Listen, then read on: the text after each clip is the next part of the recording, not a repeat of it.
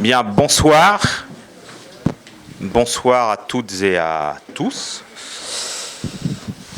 Avant d'entrer dans le vif du sujet pour cette 45e édition, ai-je appris à l'instant, de questions publiques avec Patrick Weil, donc, qui est notre invité ce soir, qui est venu jusqu'à Nantes. Un petit mot juste de Philippe Audic pour rappeler un peu l'histoire de ces questions publiques, et parce qu'il y a aussi, m'a dit Gabriel Vitré, de nouveaux membres du Conseil de développement qui sont dans la salle. Oui, merci Franck. Bonsoir à tous. Oui, ça va être très très court. Question publique est un cycle de rencontres basé sur le principe de la conversation avec un invité, donc en l'occurrence ce soir Monsieur Patrick Weil, qui est coproduit par le Conseil de développement, conseil de citoyens installés historiquement, en tout cas sur Nantes, depuis une vingtaine d'années, qui travaille sur l'avenir du territoire et son animation et son aménagement, et Place Publique et le CCO. Alors le CCO, c'est le lieu où nous sommes qui nous accueille pour ces rencontres, qui ont lieu sur un rythme à peu près mensuel. Et puis Place Publique, évidemment, la revue que vous connaissez. Si vous ne la connaissez pas, vous allez la trouver à l'entrée ou à la sortie de notre séance de ce soir. Donc, Question publique invite tous les mois une personnalité, généralement en s'appuyant ou en le sollicitant par rapport à un ouvrage qu'il a publié et qui nous semble intéressant parce qu'il pose un certain nombre de questions de société. Alors, je crois que ce soir, on est en plein dans des sujets d'actualité. Et donc, voilà l'histoire de questions publiques que nous organisons depuis plusieurs années avec un grand plaisir et avec le partenariat de Place Publique. Je vais passer donc le micro à Franck qui anime le débat avec notre invité. Je me permettrai peut-être de poser une ou deux questions à Monsieur Weil également avant l'échange avec la salle. Bien, merci. Donc ce soir, pour cette 45e édition, nous accueillons Patrick Weil, qui est historien de l'immigration et de la nationalité, directeur de recherche au CNRS, qui est professeur invité à l'université de Yale aux États-Unis, ainsi qu'à l'école d'économie de Paris. Et il est aussi, et j'espère que nous aurons le temps d'en dire quelques mots, un des fondateurs, le fondateur de Bibliothèques sans frontières, qui est une ONG qui apporte des livres à la fois dans des zones difficiles, compliquées, en guerre, en transition, à l'étranger, mais aussi à des actions en France pour apporter ces livres. Juste une petite précision sur le timing de la soirée. Patrick Weil reprend un train tout à l'heure, à 20h29 très précisément. On va se donner un peu de temps pour celles et ceux qui veulent faire signer son dernier livre, Le sens de la République, qui est disponible à la sortie de la salle, donc à 19h45, c'est-à-dire qu'on a une grosse heure et demie devant nous. À 19h45, on cessera le jeu des questions-réponses. Donc on va démarrer la conversation, puis il y aura le temps après de l'échange avec la salle.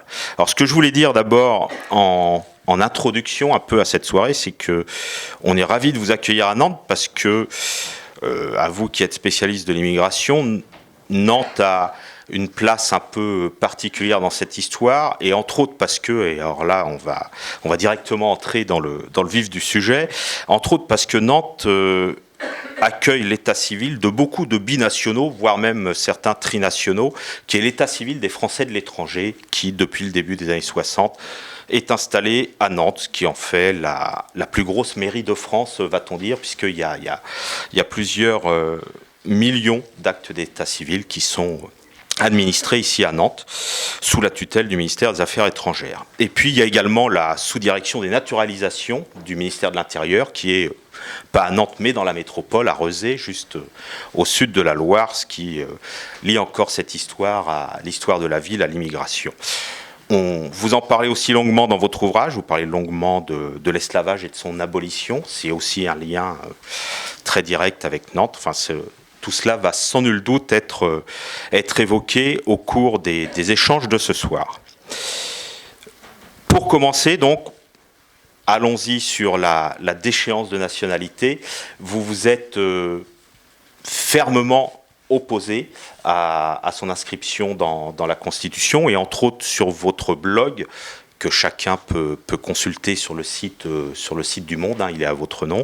Vous avez à la fois un débat de fond et également alimenté le débat juridique avec, en exhumant des textes sur la perte de nationalité prise comme sanction pendant la Première Guerre mondiale et entre les deux guerres mondiales. Alors peut-être un mot pour que vous nous parliez un peu de votre position dans ce débat. Tenez. Disons que merci beaucoup d'abord de votre invitation, merci à tous d'être là. Et je pense qu'il y a un lien direct entre le livre, qui évidemment n'évoque pas, je ne suis même plus sur la déchéance, et puis ce débat sur la déchéance. Parce que si j'ai fait ce livre, dans la foulée des exécutions de janvier, qui touchaient si bien l'équipe de Charlie Hebdo, des policiers, que les gens qui étaient au supermarché cachère, c'était que j'avais senti déjà à la manif du 11 janvier, et puis dans les semaines qui ont suivi, alors que la réponse face à ces actes de terrorisme qui se sont renouvelés en novembre doit être la recherche de notre unité, de l'unité de tous les citoyens. Cette unité n'était pas là. Elle est à réfléchir, elle est à construire. Ce que je dis quand je parle de ce livre, je dis au fond, aujourd'hui, notre problème, c'est que nous ne nous sentons pas assez ou plus assez compatriotes. Il y a une partie des Français qui se disent « je ne reconnais plus dans le pays dans lequel j'ai grandi ». Et ça les amène parfois à voter Front National. Et d'autres qui se disent « j'ai la carte d'identité, j'ai le passeport, mais je ne suis pas reconnu comme compatriote par les autres Français ». Et on va y revenir. C'est à cette question que j'essaie de répondre, c'est pourquoi on est dans cette situation ? Comment peut-on y pallier ? Qu'est-ce qui a produit cette situation ? Et après novembre, donc ce travail-là de l'unité, il doit être celui de chacun d'entre nous. Mais d'abord, en premier lieu, celui du président de la République et du Premier ministre. Et voilà qu'il se lance dans une opération dont on voit le résultat aujourd'hui. C'est que ça a divisé, ça a créé des divisions là où il n'y en avait pas. Entre des Français qui ont hérité d'une autre nationalité sans l'avoir choisi, quand vous avez, et ça peut vous arriver dans votre famille, aujourd'hui, avec la mondialisation, on rencontre l'amour au-delà des frontières, donc on peut se marier avec des personnes d'une autre nationalité. Et les enfants qui naissent, ils ont la nationalité du père et de la mère, parce que ça a été le combat des femmes d'avoir l'égalité en matière de nationalité, qui a été octroyée seulement pleinement qu'en 1973, même s'il existait déjà un peu en 1927. Donc un enfant, vous ne lui demandez pas de choisir entre sa mère et son père, entre la nationalité de la mère et la nationalité du père. Donc il a deux nationalités. Quel est le problème ? On n'a jamais considéré que c'était un problème. Même après la Première Guerre mondiale, quand on a eu affaire à des Allemands qui avaient colonisé une partie de l'Alsace, Moselle, qui était revenue dans le territoire national. Ils veulent devenir français tout en conservant la nationalité allemande, et on dit il n'y a pas de problème. Pourtant, on aurait pu faire des problèmes. On dit non, il n'y a pas de problème. Et donc, sauf que si jamais il y en a qui se prennent à prendre les armes contre la France, là, on va leur retirer, comme on l'a fait pendant la Première Guerre mondiale. Parce que si vous avez un franco-allemand qui prend les armes dans l'armée allemande, vous dites, je suis désolé, vous n'êtes plus français. Donc voilà, c'était la seule exception, je dirais, qu'on mettait au fait qu'il pouvait conserver sa nationalité allemande et donc avoir une double nationalité. Et voilà pas que, ignorant de cette histoire, ignorant du droit, ou ne voulant pas le connaître, sourd à, je dirais, à des interrogations sur le raisonnement qui avait conduit à proposer ça, le président de la République décide de vouloir mettre dans la Constitution une distinction entre Français. Alors que depuis 1803, la nationalité a quitté la Constitution. Elle était dans le Code civil, dans le premier tome du Code civil en 1803, elle l'a quitté quand on a fait le Code de la nationalité, puis elle est revenue en 1993. Et dans cette Constitution qui commence par la Déclaration des droits de l'homme et du citoyen, le seul morceau de nationalité de notre droit à la nationalité dont on parlerait, c'est de pouvoir en être déchu. Et aujourd'hui, dans la version qui est soumise au Sénat, on peut même en être déchu pour un délit d'atteinte à la vie de la nation. Qu'est-ce que ça veut dire ça, délit? Ça peut nous arriver à tous. Si un jour on a une présidente Le Pen ou même Wauquiez, bon, qu'est-ce que dira la loi sur les délits d'atteinte à la vie de la nation? Vous savez qu'il y avait un délit qui s'appelait le délit d'offense au président de la République, qui a existé, c'est Hollande qui l'a abrogé, mais ça peut être établi. Ça peut être considéré comme un délit d'atteinte, et on va être déchu de la nationalité pour ça. Vous vous rendez compte que c'est ça qui a été inscrit dans le texte voté, même par, je m'excuse de mentionner, l'actuel ministre des Affaires étrangères a voté oui. Monsieur Hérault. Pourtant, il était contre. Il a fini par voter oui. Bon, donc, voilà où on en est. Maintenant, j'étais auditionné hier par la commission des lois du Sénat, et j'ai l'impression que le Sénat, qui prend plus le temps de travailler que l'Assemblée nationale, est moins soumis à des pressions. Ils ont moins de ministres, ils ne sont pas rééligibles en même temps que le président. Donc, voilà, ils sont un peu plus indépendants par rapport à l'exécutif. J'ai l'impression qu'ils regardent le texte avec plus de circonspection, et j'espère qu'ils vont empêcher cette réforme. Alors, je peux rentrer dans les détails si vous le voulez, dans les questions, mais je pense que déjà le mal a été fait. C'est-à-dire que la division... Déjà, le débat qu'il y a eu depuis novembre, le mal a été fait. Il y a des gens à qui on a dit « Toi, t'es binational ?»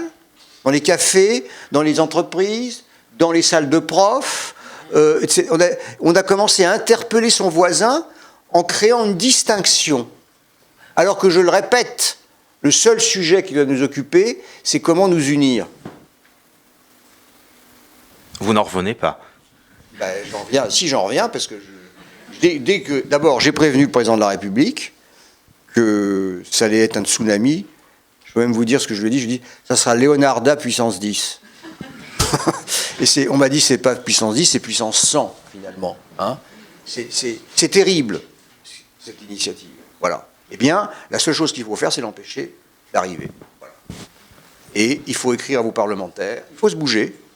Moi, je me suis bougé. Alors, j'avais la compétence, parce que j'ai travaillé sur ce sujet, donc j'étais capable d'intervenir, comme vous l'avez dit aussi. Mais je crois qu'à tous les niveaux, il faut que le président de la commission des lois, qui a voté aussi pour, il est député de Rezé. Hein. Tout à fait. Bon, donc vous avez le ministre des Affaires étrangères, le président de la commission des lois.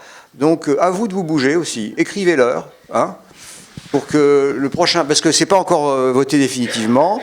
Si ça doit se voter, il faut aller au Congrès à Versailles. Et moi, je pense, je le dis franchement, si on doit aller à Versailles, moi, j'écrirai à mon parlementaire en disant, si vous votez ce texte, je ne voterai pas pour vous aux prochaines législatives. Ça, c'est clair. Un parlementaire qui inscrira dans la Constitution le fait qu'on puisse être déchu de la nationalité française pour délit d'atteinte à la vie des nations, qui inscrira la distinction entre binational, je ne voterai... Quel que soit son parti, je ne voterai plus jamais pour ce parlementaire. Donc il faut qu'ils aient conscience de ça. Ils peuvent avoir des pressions, et bien aussi, il faut que les pressions viennent des électeurs. Oui, juste pour revenir à votre livre et à l'histoire que vous faites, il y a, me semble-t-il, hein, de ce que vous dites, une seule situation précédemment où cette question de la déchéance de nationalité a été utilisée, c'est autour de l'esclavage. Ah, alors ça, c'est une question, c'est très intéressant, parce que ça, c'est en fait, je suis celui qui a retrouvé ça, parce que on avait perdu la mémoire. C'est pas, bon. Remontez un peu le micro. Je remonte le micro, c'est mieux comme ça. Bon. Alors, ça, c'est une histoire très intéressante, parce que Donc je vais reprendre le fil de votre première question.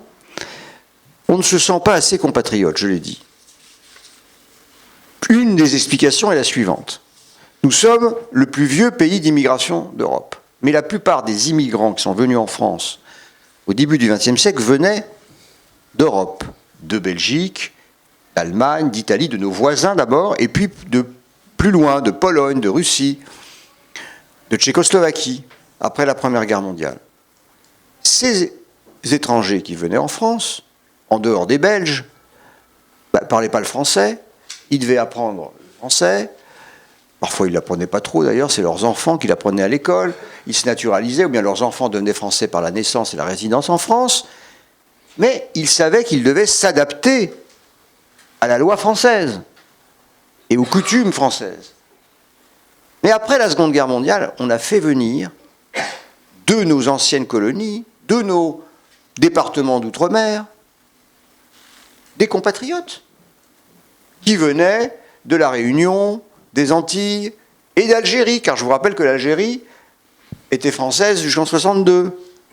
Mais quand ils arrivaient en métropole, ils ne ressentaient pas qu'ils étaient considérés comme français. Leur part de l'histoire de France n'était pas connue par les métropolitains. Et c'est toujours le cas d'ailleurs. La preuve en est, c'est que quand il y a eu le vote de la loi Taubira, qui fait qu'aujourd'hui on a une journée de commémoration de l'abolition de l'esclavage. Bon. Cette loi est absolument incroyable parce que cette loi reconnaît l'esclavage comme crime contre l'humanité et l'esclavage européen. Bon. Alors, à la date de 2001. Date de 2001. À la suite du vote de cette loi, un collègue, qui d'ailleurs était professeur à Nantes, si je ne m'abuse, M. Pétré-Grenouillot, décidément, vous êtes le centre de tout cela, M. Pétré-Grenouillot donne une interview au Journal du Dimanche où il met en cause la liaison entre l'esclavage et le crime contre l'humanité en disant que c'est un anachronisme parce que le crime contre l'humanité a été reconnu par le tribunal de Nuremberg principalement pour le génocide des Juifs, donc après la Seconde Guerre mondiale. Il fait l'objet d'une plainte d'associations de descendants d'esclaves ultramarins. À la suite de cette plainte, 25 historiens écrivent un texte, Liberté pour l'histoire, où ils demandent la liberté de dire ce qu'a dit M. Pétré-Grenouillot, ce que je suis d'accord, qu'il a le droit de le dire, mais surtout, il le conforte dans sa thèse, comme quoi il ne faudrait pas attribuer le concept de crime contre l'humanité de façon anachronique à un phénomène du XVIIIe ou du XIXe siècle, puisque cette notion en droit ne serait née qu'au milieu du XXe siècle. Et alors le problème, c'est que mes collègues ont tort. Ça, je le raconte dans mon livre. C'est qu'ils ne savent pas que la France a été le premier pays au monde à inscrire dans son droit, à l'occasion de la première et de la deuxième abolition de l'esclavage, 1794 et 1848, l'esclavage comme crime, alors on ne disait pas de crime contre l'humanité, on disait de crime de lèse-humanité. C'est le langage de l'époque. Et Schœlcher, qui donc s'est voté par la Convention le lendemain de l'abolition, ça vient d'être trouvé par Pierre Cernat, qui est un historien de la Révolution française à l'université de mon université de Paris 1.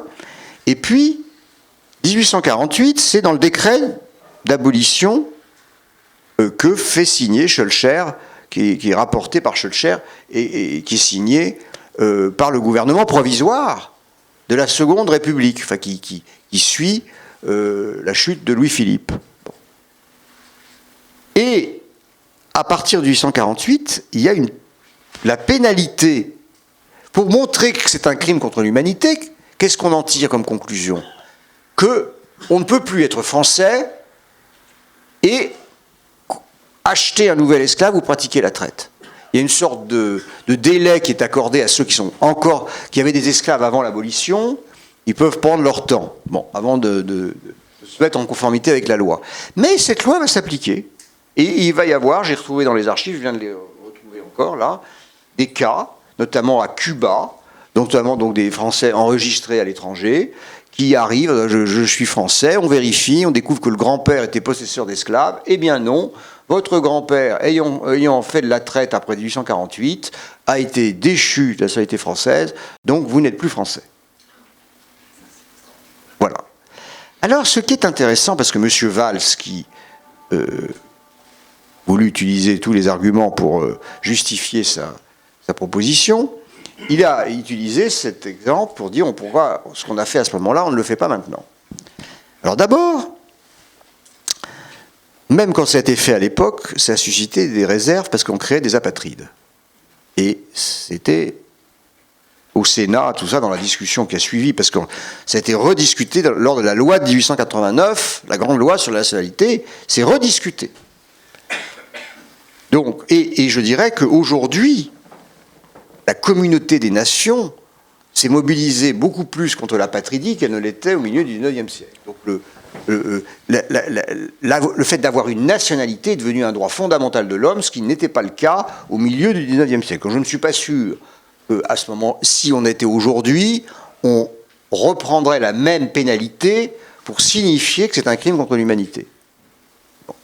Maintenant, il faut quand même rappeler que si cette pénalité est appliquée, et qu'elle est donc, c'est une pénalité qui est extraordinaire par rapport à notre droit commun.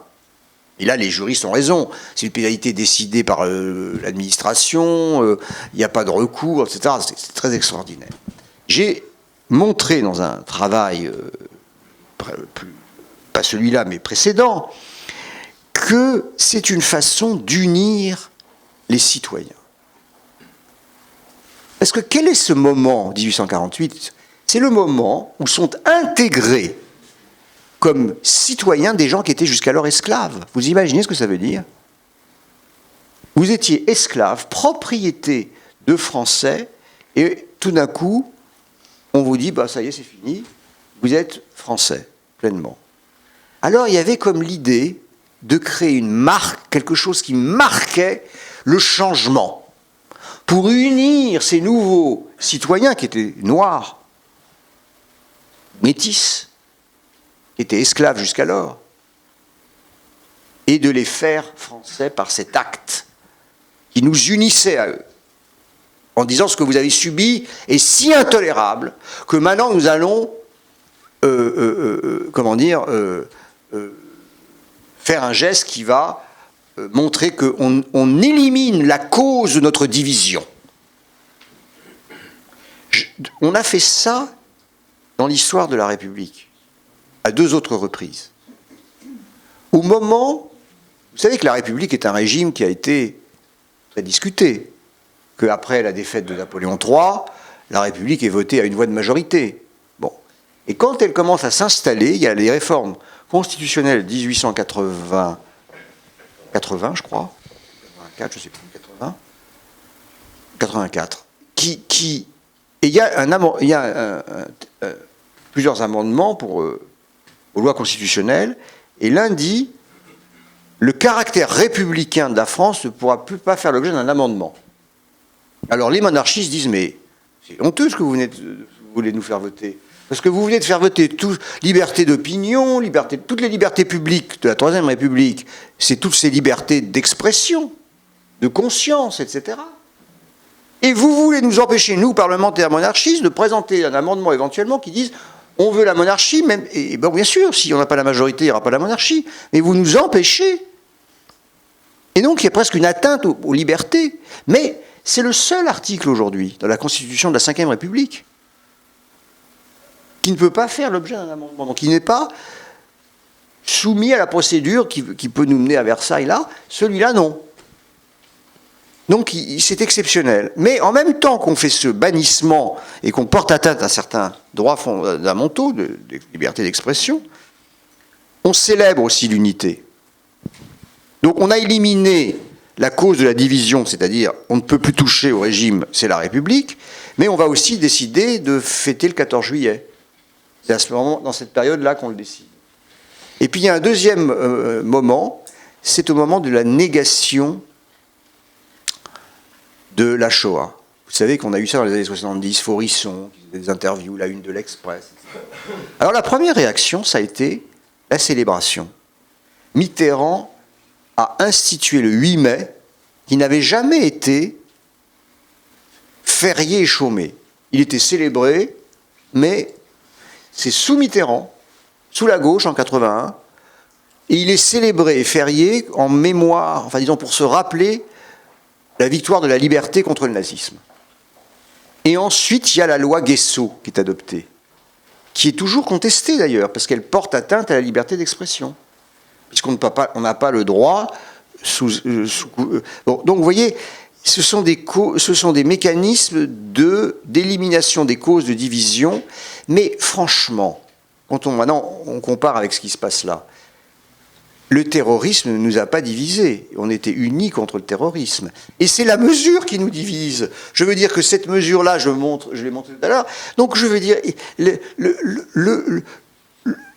le politique, le leadership politique, nos dirigeants qui cherchent l'unité, ils ne peuvent pas simplement copier un truc qui a été fait il y a un siècle et demi en disant on va refaire la même chose.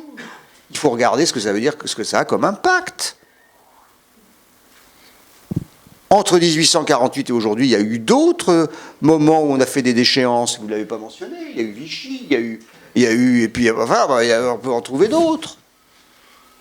Donc on réfléchit, on se dit est-ce que cette mesure est adaptée à la lutte contre le terrorisme? Absolument pas, ils le disent eux-mêmes. Aucun terroriste n'aura peur de nous tuer ou de se faire tuer parce qu'il risque de perdre la société française. Est-ce que ça va nous unir plus? Non, ça nous divise, alors on ne le fait pas. Voilà. C'est trop simple, sûrement. Vous venez de dire qu'il est important de s'unir, de se réunir. Et votre livre est divisé. Attendez, je n'ai pas fini. Allez-y. Vous vous rendez compte que cette histoire de déchéance pour crimes contre l'humanité, pour esclavage, bon, si ça, je ne sais pas si vous le saviez, mais si vous croyez que vos enfants et vos petits-enfants le connaissent? Non. C'est pas enseigné à l'école. Si c'était enseigné à l'école, on devrait en avoir honte? Pas du tout. On devrait en être fier. Et du coup... C'est ce que vous appelez l'histoire commune dans votre C'est l'histoire commune, parce que si vous avez dans les classes de vos enfants ou de vos petits-enfants des enfants dont les parents viennent d'outre-mer, et bien quand on raconte ce moment-là, et bien du coup, ils peuvent se parler de choses, vous voyez, communes. Et c'est ça qu'il faut raconter aux enfants. C'est qu'on a une histoire commune avec les départements d'outre-mer, avec les anciennes colonies. Et cette histoire commune, il faut la partager, il faut qu'on la raconte, il faut qu'on ne soit pas, surpris de retrouver dans nos entreprises, dans nos écoles, dans nos universités, des compatriotes venus d'Afrique du Nord, d'Afrique du Sud du Sahara, parce que nous y avons été. Et ça a été la France, ou ça a été l'Empire français. Donc c'est ça qu'il faut corriger. Il faut raconter une histoire de notre pays qui ne soit pas uniquement centrée sur l'histoire européenne. Napoléon, ça n'est pas que la campagne de Russie, Austerlitz, etc. C'est aussi l'expédition de Saint-Domingue. Bon, et ça ne veut pas dire qu'il n'y a que l'expédition de Saint-Domingue. Mais il faut aussi raconter l'expédition de Saint-Domingue, parce qu'on a perdu plus de soldats. Il y a eu 30 000 soldats français qui sont morts dans l'expédition de Saint-Domingue. Il y a eu 3 corps expéditionnaires qui ont été envoyés. C'est quand même intéressant de le connaître. Pourquoi est-ce qu'on ne le raconte pas aux gosses et à nous-mêmes? C'est ça que je raconte dans le livre, si vous voulez, c'est qu'il faut que vis-à-vis de ces compatriotes dont on dit parfois encore, qu'on prénomme encore immigrés, alors qu'ils sont arrivés chez nous en métropole comme déjà, ils étaient déjà français. Ils étaient moins immigrés que ceux qui sont venus du reste de l'Europe. Eh bien, on parle encore d'eux comme des immigrés. C'est ça qui ne va pas. Et le symptôme de ça, le symbole de ça, c'est que ces grands historiens qui critiquaient la loi Taubira ne savaient pas qu'on avait déjà reconnu l'esclavage comme crime contre l'humanité au XVIIIe siècle. Et j'ai fait un débat avec Pierre Nora cet été à France Inter. Eh bien, il n'arrivait pas Il disait, mais non, mais c'est pas en droit. Je dis, mais si, en droit, dans la loi française, ça a été reconnu. Regardez le journal officiel de l'époque, etc. Allez faire les archives. Ben, il n'y arrivait pas à s'imaginer ça. C'est donc le problème que nous avons. C'est une incapacité de nos intellectuels dirigeants, de nos plus grands historiens, à voir l'histoire de France au-delà de la métropole. C'est métropolitano-centré. Voilà. Mais vous avez, dans le chapitre que vous consacrez à ce que vous appelez donc l'histoire commune, vous citez une citation rapportée par Emmanuel Lévinas, et auquel son père dit à propos de l'affaire Dreyfus, un pays qui se déchire entièrement, qui se divise pour sauver l'honneur d'un petit officier juif, c'est un pays où il faut rapidement aller. Eh oui, parce que, voyez-vous, il y a l'histoire et puis il y a l'interprétation de l'histoire qui peut être très différente. Moi, j'enseigne aux États-Unis, vous l'avez signalé, et quand on parle de l'affaire Dreyfus, c'est pour dire, ça c'est le symbole de l'antisémitisme français. C'est comme ça que Theodor Herzl l'avait ressenti et avait développé son projet sioniste. Mais moi, je le dis dans mon livre, j'ai été élevé dans une famille française juive, où on m'a raconté l'affaire Dreyfus comme on l'a raconté à Lévinas. C'est-à-dire comme une histoire qui commence par une injustice profonde commise à l'égard de cet officier juif, mais qui se termine par le rétablissement de la justice après un combat pour lequel s'est levé la moitié du pays. À une époque où l'antisémitisme était si puissant en Europe comme en Amérique, il était normal que des juifs soient injustement traités et par la justice, et par la police, et par la population. Donc, ce que dit Lévinas quand il dit ça, il dit, si la moitié de la population française s'est levée pour rendre justice à un officier juif, c'est que ce pays est formidable par rapport à tout le reste de l'Europe. Et on peut continuer comme ça l'histoire. Bon, quand Léon Blum est élu à la tête de la coalition du Front populaire, président du Conseil, qui prend la parole au nom du groupe de l'opposition de droite? Pas au nom de l'extrême droite, au nom de la droite. Xavier Vallat, qui sera, en 1941, le premier commissaire général aux questions juives sous Vichy.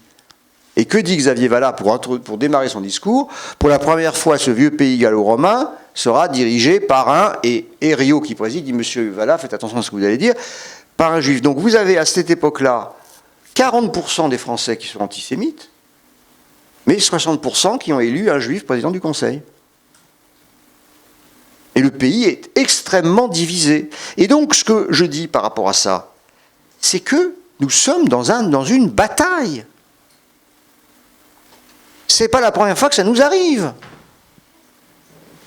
Entre compatriotes qui considèrent que la République est ouverte à tous, quelles que soient ses convictions politiques, ses convictions religieuses, elle donne une place à tous les citoyens. Et d'autres qui considèrent que nous aurions une tradition religieuse particulière, parfois monarchique, etc., et que tout ce qui vient comme un apport de l'extérieur est un danger pour notre identité. Eh bien ça, c'est pas pour moi la République. Mais cette bataille, elle continue. Tout ce qui est le grand remplacement, vous savez, de M. Camus, etc., je vous raconte que ça démarrait, c'était déjà des thèses développées à la fin du XIXe siècle, c'est rien de nouveau. Mais c'est dans un contexte différent, avec d'autres populations, avec d'autres compatriotes, et avec d'autres schémas d'explication. D'ailleurs, à ce sujet, alors, vous avez un chapitre qui est sur faut-il ouvrir ou fermer les frontières, et vous exposez un peu, vous détaillez justement comment en France on calcule l'immigration légale.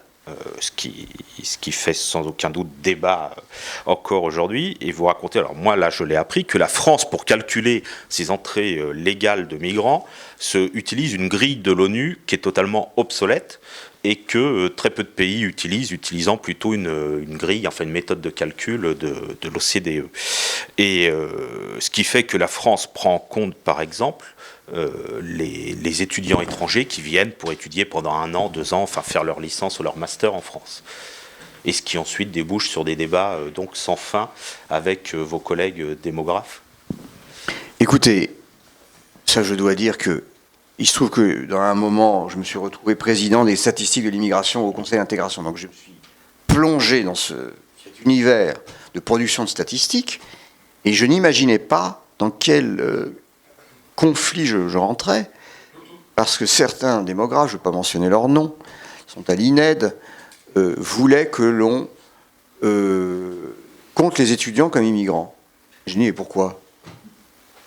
C'est la méthode de l'ONU. C'est la méthode de l'ONU. Mais je dis, oui, c'est totalement débile, parce que la plupart des étudiants viennent en majorité pour un cycle d'1 an. Donc ils ne restent pas. Ceux qui restent, on les compte comme immigrants, on les comptait comme immigrants. Ceux qui restent, c'est-à-dire, vous arrivez comme étudiant, bon, et puis vous trouvez un emploi, vous trouvez un conjoint, vous restez, ben on vous compte. Mais si vous repartez, c'est normal qu'on ne vous ait pas compté. Non, je ne sais pas, je trouve pas ça très illogique. Bon, eh bien non. Sous la pression de ces démographes, l'Union européenne a décidé de changer la grille de calcul. Et maintenant, quand on vous dit qu'il y a 200 000 immigrés en France tous les ans, il y a 60 000 étudiants dedans. Un tiers des nombres, c'est gonflé d'un tiers. Alors quand on vous dit on sous-évalue l'immigration, moi je dis non, on la surévalue. Ça ne veut pas dire qu'il n'y a pas des étrangers en situation irrégulière. Mais vous savez qu'actuellement, on en régularise 40 000 par an. Donc quand on les régularise, on les compte dans les 200 000. Et puis vous avez aussi des gens qu'on ne compte pas dans les 200 000, c'est par exemple les demandeurs d'asile. Parce que là, justement, eux, on les compte que s'ils sont reconnus comme réfugiés. Sinon, on les compte comme immigrants temporaires. Et en revanche, les étudiants, non. On les compte tout de suite comme immigrants permanents alors qu'ils ne le sont pas. Donc c'est une grille qui n'a aucun sens, mais qui est celle que nous devons appliquer parce que c'est celle de l'Union européenne et qui a été fait l'objet d'un lobbying de certains démographes de l'INED contre lesquels j'ai combattu, mais après je suis parti et ils ont gagné la bataille. Et du coup, évidemment, comme nous ne comptons pas les sorties, on annonce que des chiffres d'entrée. Donc nous, compatriotes, il y a 200 000 entrées, mais comme sur ces 60 000 étudiants, il y en a eu probablement 55 000 qui sont repartis, on n'annonce pas les sorties. On ne dit pas il y a eu 200 000 nouveaux immigrés et, disons, 150 000 qui sont partis. Non, on annonce que ceux qui arrivent. Oh, regardez, encore 200 000, 200 000. Et donc, les gens qui ont besoin d'avoir peur pour s'effrayer encore plus sont encore plus effrayés. Voilà, par des chiffres qui sont gonflés. Et ça, c'est une bataille perdue face aux démographes? Non, c'est pas une bataille perdue. Mais vous savez, bon, le problème, c'est que vous avez, pour les démographes, 60 000, qu'est-ce que c'est? C'est rien. Mais du point de vue du discours politique, ça compte. Parce que si on disait 130 000, c'est moins que 200 000. Voilà. Ça fait moins. Voilà. Et je pense que c'est plus correct par rapport à la réalité objective du phénomène migratoire. Bon. De toute façon, vous savez, je suis pas. Si je voulais gagner cette bataille, il faudrait aussi que je m'engage à faire de la politique ou devenir je sais pas quoi. Mais c'est pas ce qui m'intéresse. Moi, je raconte déjà l'histoire. Il faut que vous la connaissiez parce que comme ça vous permet de décrypter les chiffres. Et puis je montre que certains collègues qui sont très populaires dans certains milieux gonflent les chiffres de l'immigration. Voilà. Un autre point sur... Alors, si vous voulez, le gros chiffre qu'il faut avoir en tête, c'est que nous sommes le plus grand pays de tourisme au monde. Donc nous avons plus de 80 millions d'étrangers qui rentrent en France tous les ans. C'est beaucoup. Bon, plus de 80 millions. Et sur ces 80 millions, il y en a probablement 20 à 30 000 qui restent en situation irrégulière. Alors, par rapport à 80 millions, c'est pas beaucoup.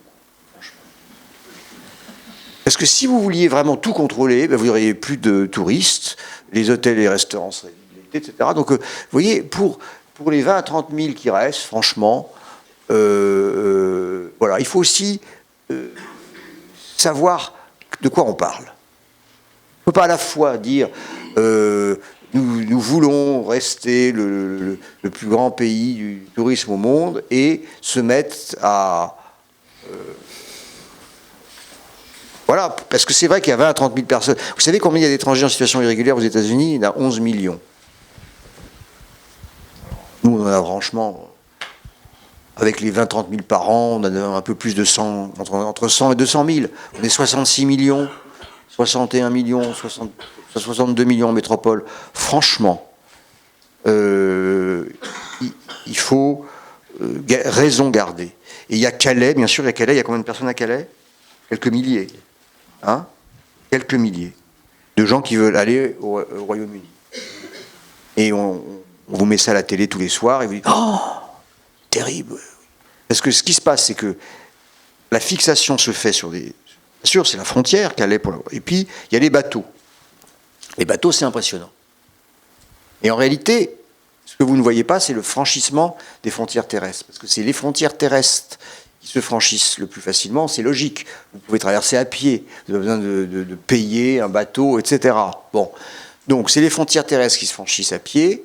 Et pour gérer les frontières terrestres, nous avons la chance d'être, et vous le savez, vous, Nantais, à l'extrême ouest de l'Europe. Donc, avant d'arriver en France, il faut franchir des tas de frontières. Et c'est là que Schengen nous aide, peut-être pas totalement, mais en principe, selon les accords de Schengen, toutes les frontières franchies avant la nôtre doivent être contrôlées par des policiers des pays de la zone Schengen. Alors peut-être qu'ils ne font pas tous bien leur travail, c'est ce que disent une partie des hommes politiques français. Mais le jour où on leur dit « on ne veut plus de vous pour faire le travail », eh bien il faut recruter des policiers pour les mettre tout au long de la frontière belge, allemande, italienne, espagnole, etc. Et on va les prendre où, ces policiers? Hein? On a besoin des... Aujourd'hui, c'est la priorité? Vous trouvez que c'est la priorité de la police de s'occuper de la frontière belge? Moi, pas. Moi, je pense que la lutte contre le terrorisme, c'est ce qu'il y a de plus prioritaire. Et justement, je parle de mon livre qu'il faudrait peut-être enlever les policiers. Il faut peut-être regarder ce qui se passe aux États-Unis avec la légalisation de la marijuana. Et il y a, je ne sais pas combien de pourcents des forces de police qui sont affectées à la lutte contre la consommation de la marijuana. Je pense qu'on ferait mieux de repenser. Et vous voyez, par rapport à ce qu'il faut faire après les attentats de 2015, quand on lit ce qui s'est des enquêtes des journaux sur les défaillances de l'appareil de sécurité, je pense que le courage du gouvernement, ça aurait été de faire une commission d'enquête, comme ça a eu lieu aux États-Unis, où on examine comment réorganiser notre force de police avec l'armée, etc., pour affecter les forces là où c'est le plus important, et c'est certainement pas de les mettre à la frontière avec la Belgique ou l'Allemagne, ou pour la consommation de marijuana. Voilà, c'est mon avis en tout cas. Donc vous avez un nouveau sujet de débat avec les autorités européennes. Mais disons que je pense qu'on nous a fait perdre beaucoup de temps avec la déchéance de nationalité et sur les réformes constitutionnelles par rapport à d'autres sujets plus importants, mais qui demandent peut-être plus de courage, parce qu'il faut affronter les syndicats de policiers, il faut mettre à plat les machins, il faut contester ce qui s'est fait sous Sarkozy, sous Hollande, sous Valls, etc. Et que tous ces dirigeants ont encore des ambitions de devenir président de la République, et donc ils ne veulent pas qu'on touche à ce qu'ils ont fait dans les années qui viennent. Mais nous, Français, qui avons subi, et surtout nos compatriotes qui ont perdu des proches, on a besoin de savoir comment on peut réformer ces structures pour que ça n'arrive plus. Voilà, c'est mon avis. Un mot encore, Même si ça coûte la carrière de X ou de Y. Un mot encore sur l'histoire commune. Vous racontez l'histoire coloniale, l'aventure coloniale de la France, et vous citez longuement Clémenceau, autre attache nantaise. Oui. Et pas tout à fait quand même. Pas tout à fait, mais un petit peu. Oui. Et on comprend bien que le cœur de tout ce qui se passe aussi aujourd'hui, c'est sans doute qu'on n'a pas su décoloniser. On a mal géré cette histoire de la décolonisation. Disons que nous avons colonisé de différentes façons. Et que la pire a été l'Algérie. Et que les souvenirs, entre guillemets, collectifs, qu'en tant qu'État colonisateur nous avons laissés, sont différents entre le Maroc, la Tunisie, le Mali et l'Algérie, ou le Sénégal. Il y a des relations qui sont différentes.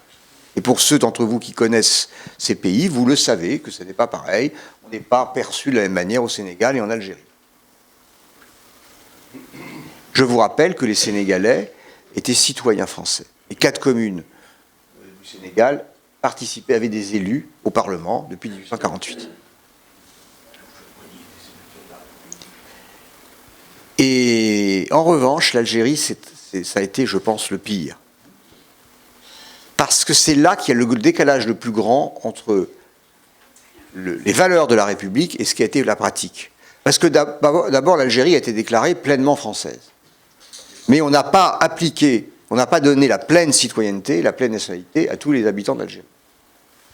On a déclaré que la loi sur la laïcité de 1905 s'appliquait à l'Algérie, et on ne l'a jamais appliquée. Donc après, on dit aux gens, mais comment, mais vous ne connaissez pas la laïcité? Mais eux, ils se disent, mais j'étais en France, j'arrive maintenant en métropole, c'est le même mot, mais pas la même chose. Il faut leur pardonner de ne pas tout savoir, parce que nous-mêmes, nous ne savions même pas qu'en Algérie, c'est la laïcité qui s'appliquait, mais officiellement, mais pas dans la pratique. Et puis, il y a Clémenceau, c'est très intéressant, parce que, bon, franchement, je trouve que c'est un très grand bonhomme, parce qu'il a fait aussi des conneries, mais comme un homme, justement, comme tout homme, fait des conneries. C'est pas un saint. De Gaulle, il est un peu sanctifié. Justement, on lui reproche, justement, ce que je raconte dans mon bouquin, c'est qu'on n'arrive pas à mettre De Gaulle, je veux dire, au niveau de Clémenceau, dire, bon voilà, il a aussi fait des conneries. Et il a fait des conneries vis-à-vis de l'Algérie, De Gaulle. Enfin, je vais y revenir. Bon, mais Clémenceau, sur la colonisation, il avait tout compris. Il a fait ce discours que je cite, contre Ferry. Et ensuite, il essaye, en tant que président du Conseil, après la Première Guerre mondiale, de donner des droits aux musulmans d'Algérie et les faire rentrer l'élite dans la pleine nationalité, la pleine citoyenneté française. Et il se heurte à la résistance des grands colons, à tel point que je cite Lyotet, qui assiste à une réunion de l'Assemblée financière, qui sort et dit « Les grands colons d'Algérie sont d'un racisme à la Bosch », il dit. C'est Lyotet qui le dit. C'est pas un socialiste, hein, c'est pas un communiste. C'est le futur maréchal, gouverneur du Maroc. Donc on voit bien que, je dirais, la décolonisation algérienne, qui s'est produite par une guerre civile, a laissé d'énormes traces. Et ces traces, je crois qu'en plus de l'histoire que je dis qu'il nous manque, qui est l'histoire commune, il y a la trace particulière de l'Algérie. Car 4 catégories de compatriotes, au moins, ont laissé une partie de leur cœur en Algérie.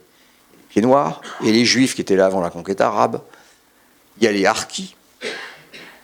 Et il y a les combattants pour l'indépendance de l'Algérie qui sont devenus algériens et puis qui, finalement, ici, immigrés ou réimmigrés, ont vu leurs enfants devenir français et eux-mêmes ont réclamé la nationalité française. Les 3 premières catégories ont eu le sentiment d'avoir été abandonnées par De Gaulle. Et la dernière, par leur propre gouvernement, par le FLN. Il leur avait promis qu'ils pourraient rentrer. Et de cela, on n'arrive pas à parler. Parce que critiquer De Gaulle est toujours presque impossible. Faire sur l'Algérie ce qu'on a fini par réussir à faire sur Vichy, on n'y arrive pas encore. Ça, bien sûr, ça n'a rien à voir. De Gaulle a très bien fait de quitter l'Algérie. Mais il avait quand même promis des choses. Et donc, on doit se parler de cette histoire, parce que sinon, elle nous occupe, au sens vraiment, elle nous occupe l'esprit. Elle crée du délire chez certains traumatisés de cette période. Je pense à M. Zemmour. Donc je ne sais pas si vous avez touché le dernier livre, je ne vous dis pas de l'avoir lu, mais moi, on me l'a envoyé parce qu'on voulait que je lui réponde, donc j'ai regardé. Et c'est M. Zemmour, c'est vous savez, il y a dans les œuvres de Sigmund Freud un personnage très important, c'est le président Schreiber, l'homme au rat, qui fait l'objet de nombreuses études. Qui a écrit beaucoup de choses, c'est un délire. Eh bien, Zemmour, c'est du délire, parce qu'il commence en disant « De Gaulle, cet homme exceptionnel ». Mais De Gaulle, quand on regarde objectivement l'histoire de sa famille, je dirais, pour parler un peu crûment, a trahi sa famille 2 fois, au moment où il a dû partir d'Algérie. Et la 2e fois, parce qu'il est juif, quand De Gaulle fait ce discours, vous savez, cette phrase à la conférence de presse de novembre 67 en parlant des Juifs, peuple d'élite, sûr de lui et dominateur. Tous les Juifs de France se sentent blessés par cette phrase. Donc, voilà, c'est la réalité. On ne peut pas dire que De Gaulle n'est pas un grand bonhomme. Il fait des conneries aussi. Et donc, au lieu de mettre ça à plat, ben non, il dit De Gaulle est exceptionnel. On pourra y revenir si vous voulez. Ce qui est formidable, c'est qu'il est l'un des premiers à faire un compte-rendu de mon livre, Zemmour. Je dis ça dans mon bouquin, qu'il aurait besoin d'aller voir un psychanalyste, qu'il est atteint de... Bon. Qu'il a traumatisé de l'Algérie. Bon. Et alors, il me fait un compte-rendu, et c'est de nouveau du délire. Car il dit une chose factuellement fausse, que je ne sais pas que Napoléon a aboli l'esclavage. Alors là, vraiment, aucun historien ne peut confirmer ce qui est dans cette tête de Zemmour d'avoir écrit ça. Enfin, bon, ça n'a jamais, bien sûr que Napoléon n'a jamais aboli l'esclavage, quand il est revenu pendant les 100 jours. Et puis, il dit que j'associe ce qu'a fait Giscard, parce que Giscard a essayé de se renvoyer avec Vichy. Alors non, c'est pas moi qui associe, c'est Giscard lui-même qui l'associe. Parce que Giscard, j'ai trouvé dans les archives, quand il donne l'ordre de renvoyer 30 000 Algériens adultes, il rajoute à la main « éviter de parler de quotas d'enfants ». Et pourquoi il le met, d'après vous? Parce que ça rappelle quelque chose qui a été fait pendant la guerre avec les Juifs. C'est lui-même qui y pense, c'est pas moi. Moi, je ne fais que rapporter dans mon livre. Donc, quand Zemmour dit c'est Patrick Weil associé, je ne sais pas du tout. Et donc là, vous voyez les dérivations, les phénomènes de substitution, etc., qui sont le propre d'une maladie de l'esprit, en quelque sorte, c'est-à-dire d'une incapacité à regarder objectivement un texte, une phrase, un événement. Et c'est ça que nous avons aujourd'hui. Nous avons des gens traumatisés, M. Ménard, M. Zemmour, etc., qui nous font croire que nous vivons en métropole aujourd'hui ce qu'eux ont vécu en Algérie, faute qu'on en ait pu en parler, mettre à plat les faits. Je raconte dans mon bouquin une histoire qui m'est arrivée dans une foire du livre.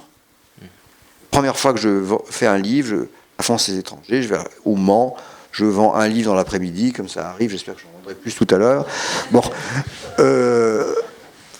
il fait froid, et à côté de moi, il y a un jeune auteur franco-algérien qui a l'air d'avoir son public, et les gens font la queue pour signer. Et un jeune arrive, il voit mon bouquin, La France et ses étrangers, il dit « Je hais la France et les Français ». Et je lui dis « Mais vous êtes qui ?» Ben, il dit « Je suis français ». Ah bon, je lui dis, donc vous me haïssez, vous haïssez, mais expliquez-moi. Et il me dit, vous savez pas ce que les Français ont fait à mes parents? Et je dis, c'est qui vos parents? Ben, ils sont harkis. Ils ont failli mourir, et puis après on les a mis dans des camps. Et je lui dis, vous croyez que c'est moi qui les ai mis dans des camps? Vous croyez que les Français savaient ce qui s'était arrivé à vos parents? Vous croyez qu'on a été fiers quand on a su ce que le gouvernement français avait fait en notre nom à vos parents? On a eu honte. On ne savait pas. Que vous en vouliez à De Gaulle, à Mesmer, etc., tous ceux qui ont donné les ordres de traiter vos parents comme ils l'ont été, je comprends, mais moi, et tous vos compatriotes, et vos compatriotes, et vous, pourquoi vous...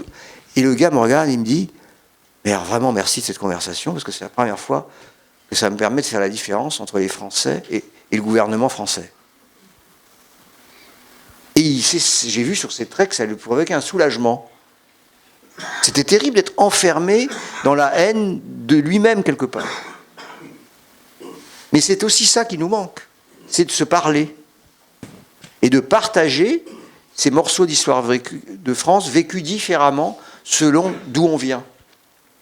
Et ça peut s'organiser au niveau local, au niveau des municipalités. Vous voyez, je vais peut-être dire encore un mot. Comme je suis président de Bibliothèques sans frontières, j'ai participé il y a quelques semaines à une semaine dans un collège américain sur l'avenir des bibliothèques.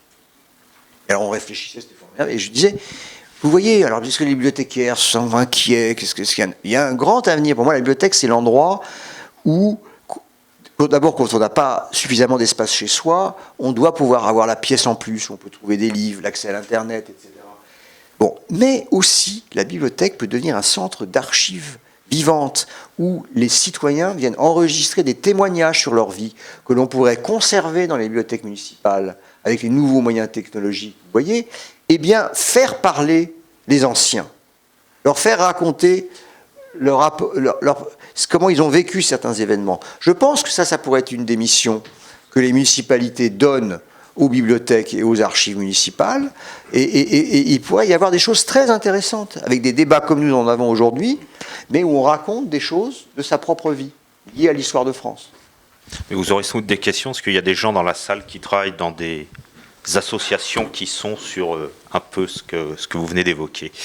Je voudrais que le temps passe, file, on va se donner encore un petit quart d'heure avant de passer aux questions de la salle, que vous nous parliez un peu de la laïcité. Vous commencez en disant la laïcité, c'est d'abord du droit. Oui, c'est d'abord du droit. Et je vais essayer de vous montrer comment ça marche un peu. Comment c'est important de dire que c'est d'abord du droit. Aux États-Unis, vous avez le droit au blasphème. Vous avez le droit de brûler la Bible, le Coran.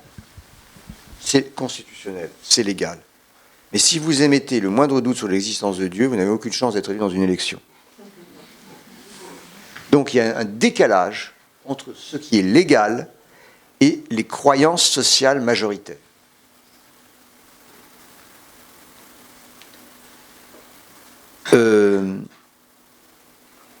Chez nous, le droit ressemble un peu au droit américain, mais les croyances sociales sont exactement inverses.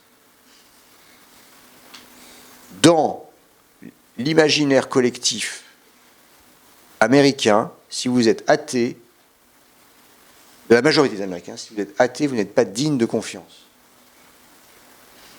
Je dirais que dans la majorité des Français, ceux qui sont croyants, on se dit, ils ne sont pas un peu dingues, ceux-là.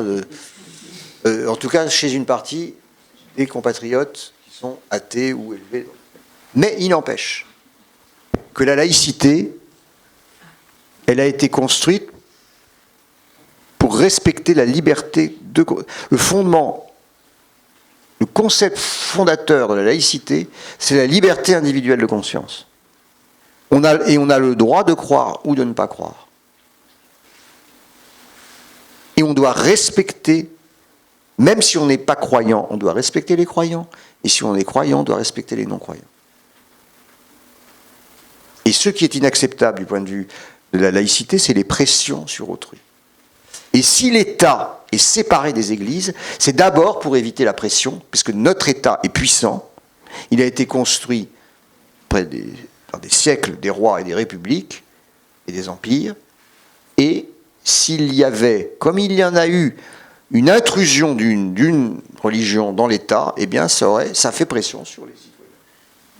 Et l'une des raisons pour lesquelles la séparation est si stricte, c'est parce que justement, il faut assurer la liberté de conscience. Et cette liberté de conscience, elle a pour contrepartie, puisqu'elle ne doit pas venir de l'État, la pression, elle ne doit pas venir non plus du groupe religieux. Mais quelque part, et je le dis dans mon livre, pour des raisons historiques, dans le triangle qui existe entre l'individu, l'État et le groupe,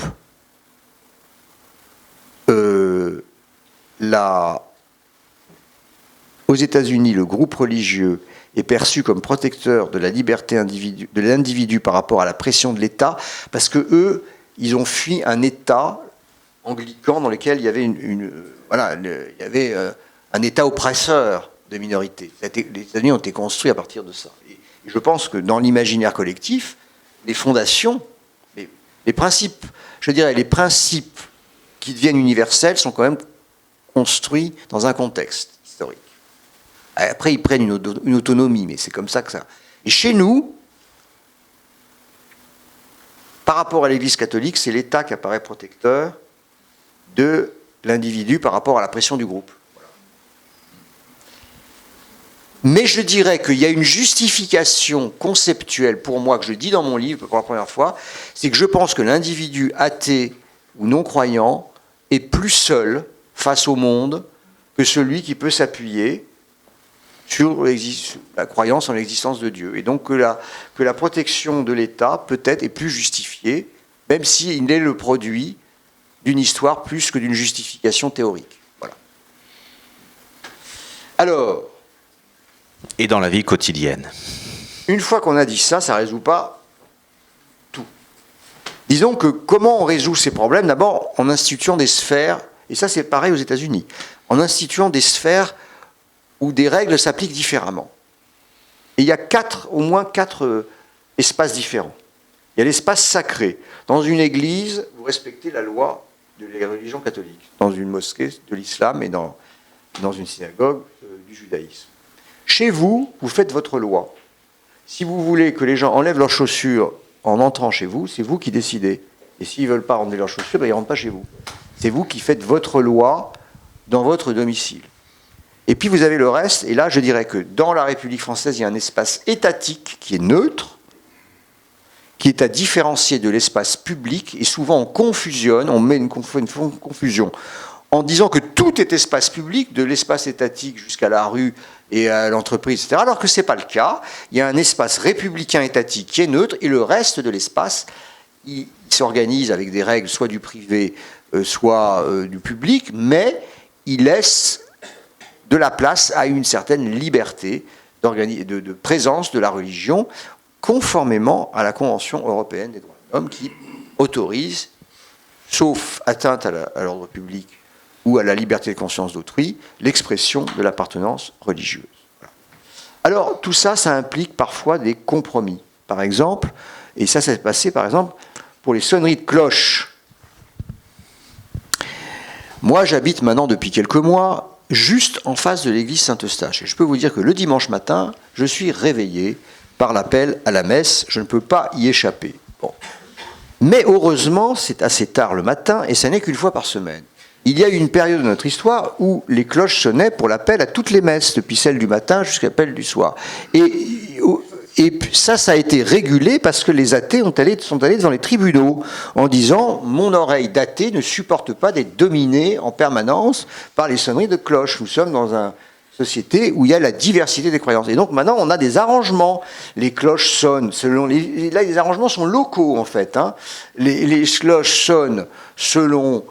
Alors, moi, je vois à Paris, c'est l'appel à la messe du dimanche, les cérémonies spéciales, enterrement et mariage, et les grandes fêtes religieuses. Mais sinon, ça ne sonne pas. Donc, on voit bien comment la diversité des croyances ou des non-croyances oblige à faire des compromis. Eh bien, c'est cet esprit-là qui doit présider à tous les débats que nous avons, par exemple, sur qu'est-ce qu'on doit mettre dans les cantines scolaires pour les repas des enfants, etc. On doit trouver des arrangements raisonnable, comme disent les Canadiens. Et si on ne trouve pas d'arrangement raisonnable, eh ben on va devant le juge. Et le juge finira, c'est ce qui se passe pour les cloches. Si on n'arrivait pas à trouver de raisonnement, ben on va devant le juge qui décide les règles. Et c'est normal. Il y a toujours des batailles de frontières et d'arrangements. Et nous sommes dans une démocratie où on est dirigé par les lois. Et quand on ne se met pas d'accord, on va devant le juge. Voilà. C'est pas grave. C'est pas un drame. C'est intéressant d'ailleurs que vous racontiez dans votre livre l'histoire du voile et de la commission à laquelle vous avez... Commission Stern. Stasi. Stasi, pardon, oui. Alors, qu'est-ce qui vous a intéressé ? Les solutions que vous avez fini par proposer, puisque vous avez eu des débats... très vifs. Oui, et bon, mais des extrêmes. Alors... Je dirais que nous avons proposé à la quasi-unanimité, il y a eu une seule abstention sur un point, celle de M. Bobéro, sur l'interdiction des signes ostensibles dans les écoles publiques. Pourquoi on a proposé ça ? Pas à cause du sens du voile. C'est pas moi qui vais dire ce que c'est que le sens du voile, ni vous.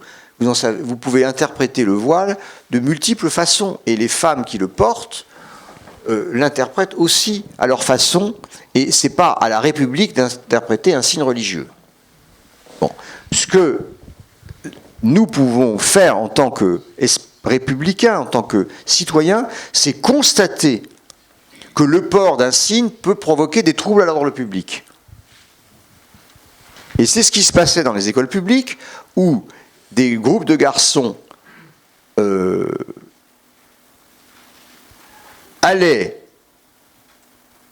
agresser ou interpeller les jeunes filles musulmanes, entre guillemets, de culture musulmane, qui ne portaient pas le voile, afin qu'elles le portent, puisqu'elle leur disait, regardez, votre sœur le porte, donc si vous ne le portez pas, c'est que vous avez, c'est légal, c'est autorisé, donc si vous ne le portez pas, c'est que vous avez fait le choix de ne pas le porter, donc vous êtes des mauvaises musulmanes, des putes, etc. Et on va s'occuper de vous à la récré. Et par rapport à ça, on dit, ah oui, mais pourquoi vous n'êtes pas allé après les garçons? D'accord, on va après les garçons, on les interpelle, on leur demande de ne pas faire ça, ils le font, ils finissent par passer en commission de discipline, être exclus de l'école. Les parents portent plainte devant le juge. Et là, vous devez avoir les témoignages de leurs camarades de classe disant qu'elles ont subi des pressions. Vous les obtenez facilement, ces témoignages? Non. Quand vous avez 13 ou 14 ans, vous allez difficilement faire des témoignages devant un juge contre vos camarades de classe. Donc tout ça, c'est de la théorie de gens qui n'imaginaient pas. Ce qu'on sait, c'est que c'est pas possible, qu'il y a des règles qu'on doit... par rapport à des espaces où il y a des enfants mineurs, on ne raisonne pas comme, dans les comme on raisonne par rapport à des espaces où on est majeur. Et c'est parce qu'on a eu affaire, on avait affaire à un espace avec des enfants mineurs qu'on a dit, bon, il n'y a pas d'autre solution que cette interdiction. Mais cette interdiction, comme il y a les écoles privées sous contrat, les jeunes filles qui veulent porter le voile, par souci d'obéir à leurs préceptes religieux, peuvent aller dans des écoles sous contrat, même si elles ne sont pas musulmanes, puisque ces écoles sont obligées de les accepter. Donc elles peuvent suivre l'enseignement, le curriculum, qui est le même, l'enseignement public. Et quand on arrive au monde des adultes, eh bien on n'applique pas. Et quand je vois qu'il y a eu encore des articles dans Le Monde ces semaines avec, excusez-moi, mais franchement, le niveau médiocre du raisonnement, pourquoi on ne comprend pas que ce n'est pas les mêmes règles à l'école et à l'université? Sauf qu'à l'école publique, il y a des enfants mineurs, qu'à l'université, la plupart des étudiants sont majeurs. Bon. Donc s'ils font l'objet de pression, ils peuvent aller devant le juge, ou voir un avocat. Et c'est le même jurisprudence qu'il y a aux États-Unis, où on protège particulièrement l'espace avec des enfants mineurs. Enfin, c'est quand même le b.a.-ba. Voilà. Donc on l'a fait pour éviter les pressions sur les filles qui ne voulaient pas porter le voile, et pas pour juger celles qui le portaient. Ce n'était pas un jugement sur le voile. Et malheureusement, dans l'interprétation, c'est comme ça que ça a été développé. Et ça, c'est pas nous qui l'avons voulu comme ça. Voilà. Nous allons prendre des questions de la salle, il y en a sans aucun doute. Qui veut poser la première question? Là-bas, au fond, il y en a deux. Si vous avez soif. Bonsoir. Je voulais d'abord témoigner parce que vous avez parlé de l'Afrique, enfin les colonies en fait. Donc c'est vrai que moi j'en suis quelqu'un qui vient des colonies. C'est vrai que je le raconte à des amis, mais ce qui me gêne un peu, c'est que d'aujourd'hui toute cette histoire-là n'est pas racontée parce que ça apaise pas les gens en fait. Quand, dans cette période d'échange de nationalité, quand on se dit que des gens qui sont nés dans les colonies, qui n'ont rien demandé, qui sont nés français, vous l'avez dit, moi je fais partie de ceux qui sont nés français. Je ne l'avais pas demandé. Et donc après, je suis redevenu sénégalais. Et maintenant que je vis en France, je suis redevenu français. Donc qu'est-ce que j'ai fait? J'ai repris ma nationalité de naissance. Vous savez, l'histoire, c'est ça l'histoire en fait. Et ce qui me gêne complètement aujourd'hui, qui me fait triste aussi en même temps, c'est que, comme vous l'avez toujours dit, c'est une histoire commune, on ne peut pas revenir dessus. Et donc, pourquoi on ne va pas dans les établissements, par exemple, pour apprendre ça aux enfants? Et pourquoi on ne valorise pas aussi cette histoire? Parce qu'il y a beaucoup d'immigrés, il y a des Noirs, des Arabes, là, mais il y a des Asiatiques aussi, parce que Cambodge et autres pays sont des pays qui ont été colonies françaises aussi. Donc, il y a énormément de ces gens-là qui font partie d'une histoire commune. Et pourquoi on ne valorise pas aussi les personnes qui vivent ici, qui ont cette histoire-là? Parce que les gamins qui font n'importe quoi aujourd'hui pour beaucoup, je ne les excuse pas, parce que J'ai la chance d'avoir pu élever bien mes enfants, mais en même temps, on peut comprendre une chose, que tous les gamins qui sifflent le drapeau français, par exemple, ils sont paumés, hein. Ils n'ont pas du tout d'appartenance. Ils n'habitent pas en Afrique. Ils ne sont pas des Africains. Ils sont ici des Français. Et comme ils ne sont pas reconnus ici, et là-bas non plus, bon, ils ne s'y retrouvent pas, parce que quand ils vont là-bas, ils n'ont pas les mêmes trucs, hein, ils sont élevés ici. Ils ont les réflexes de Français ici. Et quand ils sont là-bas, on les traite de Français. Quand ils sont là, on les traite d'Arabes ou de Noirs. En fait, c'est tout ça, je crois qu'il y a besoin de faire quelque chose pour que les canaux existent pour expliquer cette histoire, pour apaiser les gens. Et c'est la réserve citoyenne qui a été créée après les attentats, j'ai pas l'impression que ça serve. Parce qu'il y a quand même des canaux pour expliquer aux gens ce qui se passe. Pourquoi il y a des Noirs ici, pourquoi il y a des Arabes, pourquoi il y a des Chinois. Et il y a des... Par exemple, juste... Allez-y. Désolé. Quand on va au Sénégal, il y a des trucs de Renault. Pourquoi ici, après la guerre, on a ramené des gens, les antennes Renault pour recruter des gens, pour les amener ici? Ils n'ont jamais rien demandé. Hein. Jamais rien demandé. Il y a des Citroën, Peugeot, Renault, ils ont été pour récupérer des gens, les amener ici. Et ils ont construit le métro. Et en même temps, ce pays est fantastique. Parce que vous savez, l'humain a du sens ici, parce que depuis 1598, l'édit de Nantes, c'est là où l'humain a pris du sens dans ce pays jusqu'à présent. Vous avez parlé de Dreyfus, mais il y a l'affaire Calas. Voltaire a parlé du traité de la tolérance quand il parlait de l'islam à ce moment-là. Vous voyez, c'est un beau pays, quoi. Il faut en faire quelque chose. Et moi, j'en veux aux politiques aujourd'hui. Parce que quand vous parlez de Clémenceau, quand vous parlez des autres hommes illustres de ce pays, ceux qui sont là aujourd'hui m'agacent profondément parce qu'ils n'ont pas de courage. C'est tout. Alors, juste, alors vous posez pas de questions, mais je vais le faire. Vous l'évoquez dans le livre. Quid de l'enseignement justement de la colonisation à l'école? Mais c'est parce qu'on est enfermé dans un faux débat. Excusez-moi, entre ceux qui pensent, qui ne pensent pas que c'est important pour l'histoire de France, donc ces historiens qui savaient même pas ce que je vous ai raconté tout à l'heure, que on avait déclaré crimes contre l'humanité, l'esclavage, etc. Et voilà, ils s'intéressent qu'à la partie métropolitaine de l'histoire de France.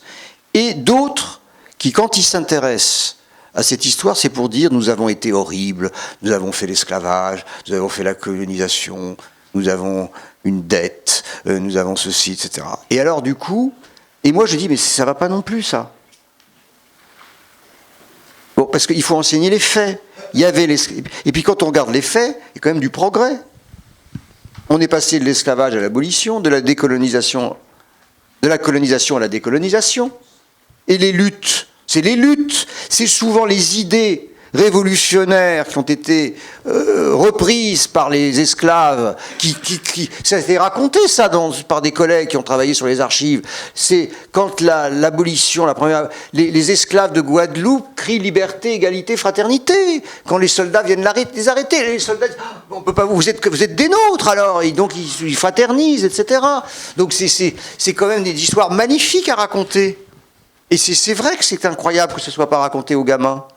Mais vous savez, je vais vous raconter une autre histoire.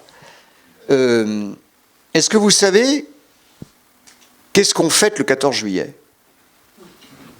Vous devriez le savoir, hein, après tout, là, tout le monde. Bon, pourquoi on fête la prise de la Bastille?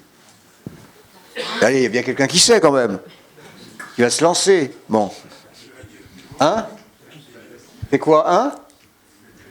C'est quoi? Pourquoi on fête la prise de la Bastille? On fête la liberté, c'est ça. Donc ça veut dire, c'était ce que j'entends dans là, c'est les lettres de cachet, le roi qui avait enfermé des gens qui... Bon. Eh bien non, c'est pas ça. Ça, c'est une réinterprétation, parce que l'histoire est la suivante, et je l'ai lu bien écrite et bien décrite que par un historien de la Révolution du début du siècle qui s'appelait Aulard. Et ce qui est intéressant, c'est que c'est comme ça que l'Assemblée décide le 14 juillet. C'est sur la base d'un peu de l'histoire racontée par Aulard. Alors c'est quand même intéressant. Alors voilà l'histoire. Le 11 juillet, le roi renvoie Necker. qui était ouvert à l'existence de l'Assemblée nationale et fait un ministère conservateur sous l'influence de Marie-Antoinette et de ses frères. Et il demande à l'Assemblée nationale de rentrer chez elle. Et c'est là que Mirabeau dit « Nous sommes ici par la volonté du peuple et nous ne en sortirons que par le peuple. » Et alors du coup, le roi appelle les troupes de mercenaires qui marchent sur Versailles pour dissoudre l'Assemblée nationale. Et là, Aulard dit « Seul un miracle pouvait sauver la Révolution, l'Assemblée nationale. » Et ce miracle vint de Paris. Car à Paris, apprenant que les troupes, il y avait des Suisses qui étaient déjà pas loin, etc., ces Suisses mercenaires, une partie des Parisiens foncent sur les Invalides où ils trouvent des fusils, mais il n'y avait pas de poudre, et donc ils vont à la Bastille pour chercher la poudre. Et c'est pour ça qu'ils prennent la Bastille, pour mettre de la poudre dans les fusils et marcher sur Versailles pour sauver l'Assemblée nationale. C'est une autre histoire quand même, non ? Et l'année d'après, la fête de la Fédération, c'est la fête des communes de France. C'est une fête des communes pour remercier, c'est les communes qui se rassemblent pour remercier l'une d'entre elles, la commune de Paris, d'avoir sauvé l'Assemblée nationale. Alors si on racontait ça aux gosses comme ça aurait un autre sens, vous ne croyez pas ? Mais on n'a pas voulu, moi je pense que la commune de Paris après 1871, etc., on n'avait plus envie de la célébrer, donc on a dit c'est les lettres de cachet, etc. Donc vous voyez, c'est toujours la même chose, le même événement peut avoir plusieurs interprétations, mais je trouve que celle-là est plus intéressante à raconter aux gamins. Donc vous voyez, ce que je veux vous montrer là, c'est que même le 14 juillet, qui est vraiment le truc central, vous voyez, le fait, eh ben on le raconte aux gamins d'une façon qu'aujourd'hui, ça n'a plus le même sens que ça avait eu. Et donc, vous avez, monsieur, tout à fait raison, il faut refaire les programmes, et malheureusement, on a perdu l'occasion de le faire cet été. Voilà. Alors, une question dans le fond, après il y en a une devant. Je voudrais que vous nous donniez votre sentiment sur le débat qui oppose Boualem-Sansal avec un groupe de sociologues. Perplexe. Qui ça ? Je voudrais... L'écrivain Boualem-Sansal. Je voudrais vous donniez votre sentiment sur le débat qui a opposé Boualem-Sansal avec un groupe de sociologues. Mais franchement, Vous n'êtes pas au courant ? j'ai vu Kamel Daoud, un autre. C'est Kamel Daoud ou Kamel Daoud. Ouais. Ah, excusez-moi, ouais, gros lapsus. Oui, Alors, c'est Kamel Daoud. Kamel Daoud. Alors, écoutez.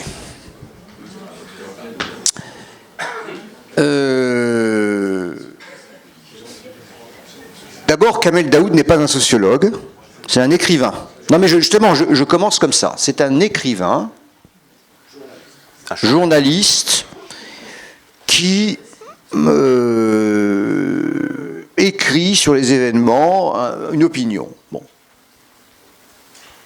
À cette tribune que j'ai trouvé intéressant,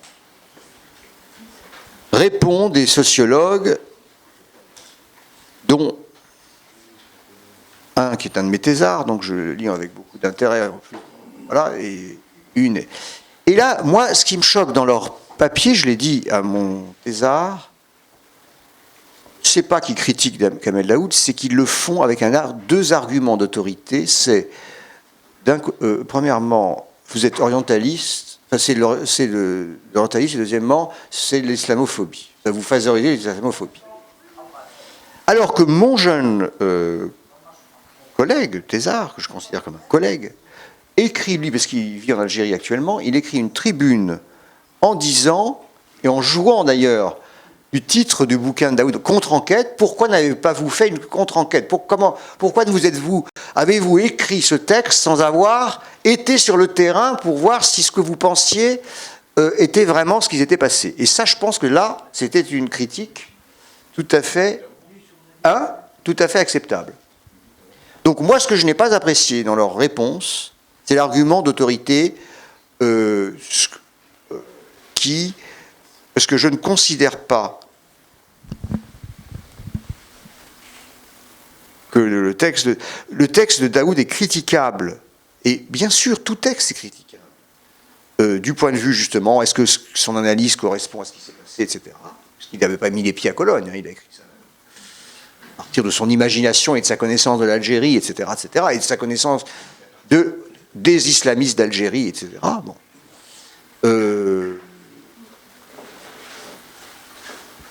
Et donc, je pense que leur réponse était trop, je dirais, classiquement universitaire, et en plus universitaire, je dirais,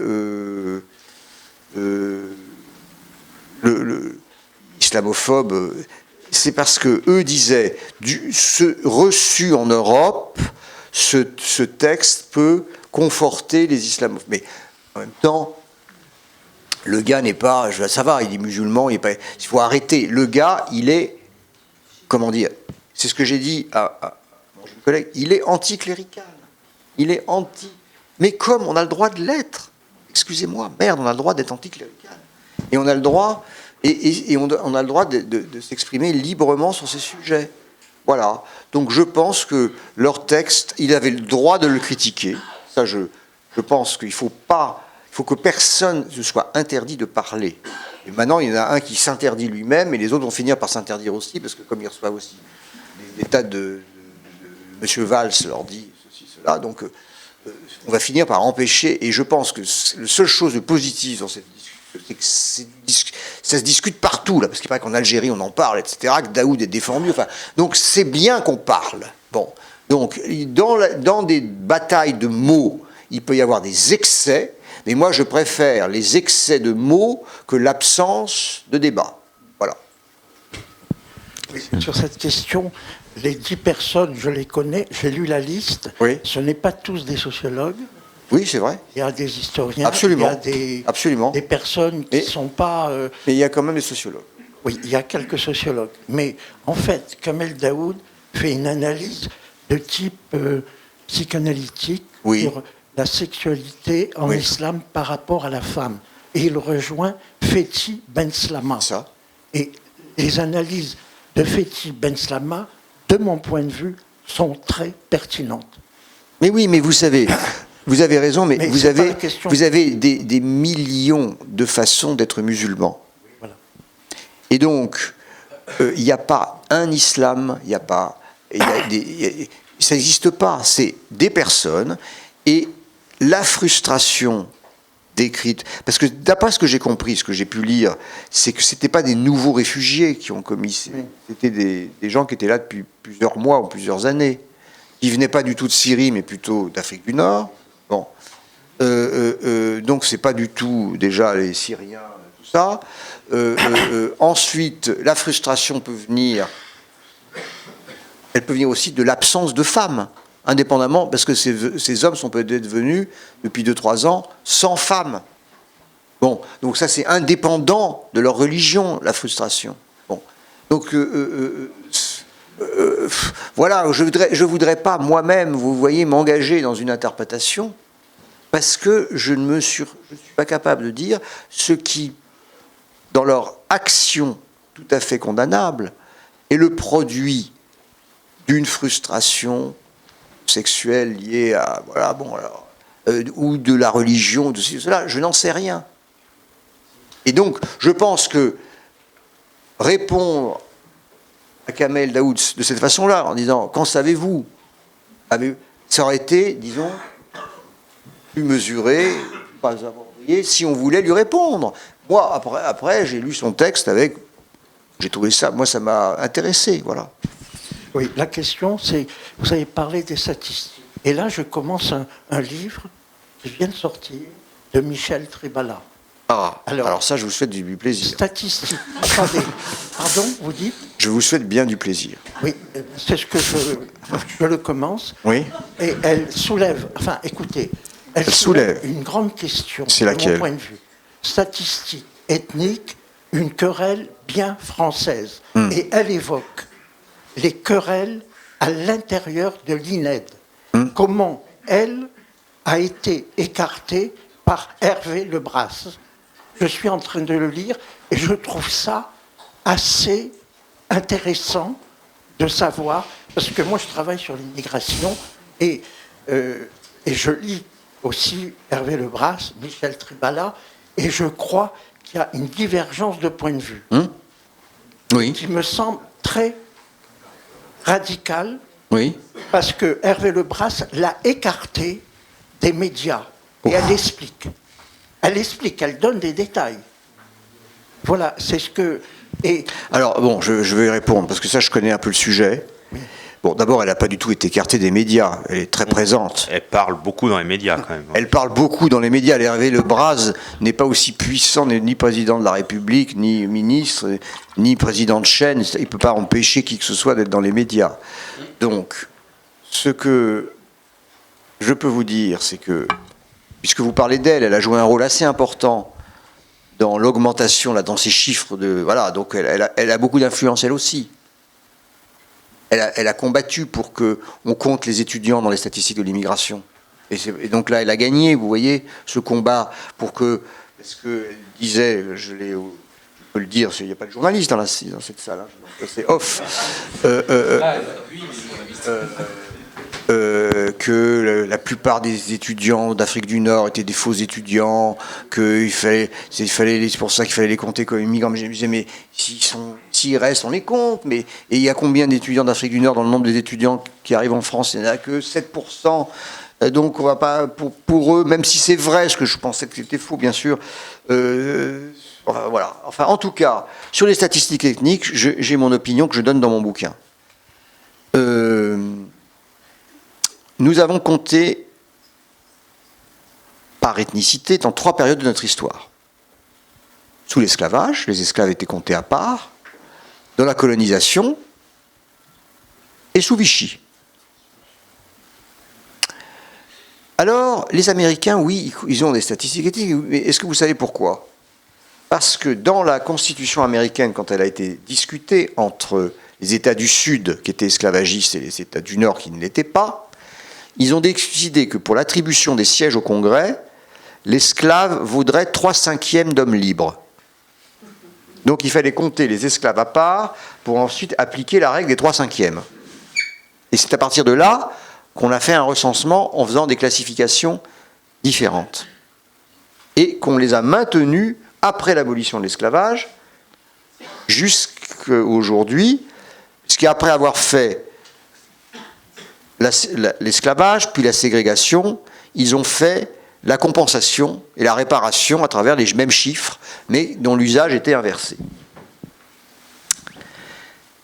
Alors, là encore, pourquoi aurions-nous besoin de statistiques ethniques? mais c'est pas ce qu'elle dit, hein. Elle évoque la question... Oui, mais moi je vous pose la question. Moi je m'en fous de ce qu'elle dit. Moi je vous dis... Pourquoi aurions-nous besoin de statistiques ethniques? Pourquoi? Non, mais elle dit que l'INSEE, à travers certaines enquêtes, par l'affiliation, ça existe. Ben voilà, on a tous les chiffres. C'est ce qu'elle dit. Voilà, on a des données. Mais elle n'est pas pour les statistiques.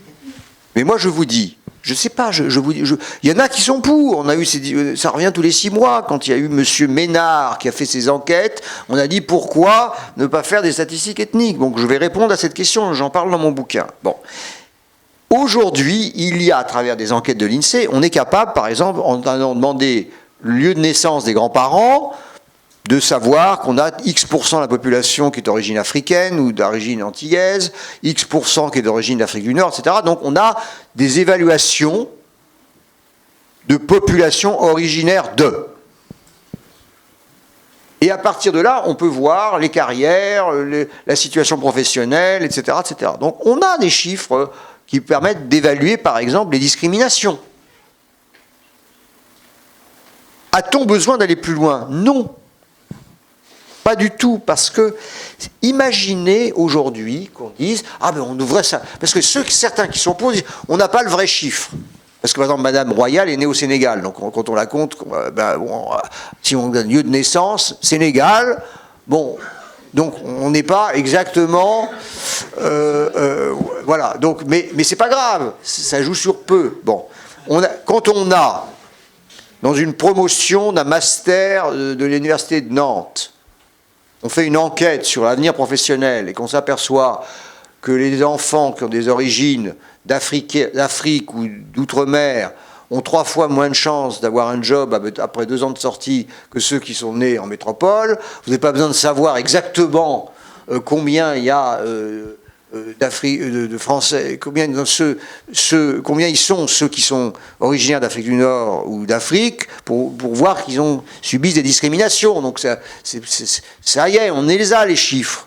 Donc le problème, ce qu'on n'a pas, c'est la volonté d'agir contre ces discriminations. Et si on n'agit pas contre ces discriminations, c'est qu'on ne se sent pas assez compatriote, c'est qu'on n'est pas assez choqué du fait qu'il y a ces discriminations. C'est qu'il y a même des gens qui disent c'est normal qu'ils n'aient pas de boulot. Moi, j'en veux pas dans mon entreprise, j'en veux pas dans mon bâtiment, j'en veux pas dans mon environnement. Donc c'est contre cela qu'il faut lutter pour qu'on retrouve une capacité de se sentir entre nous solidaires.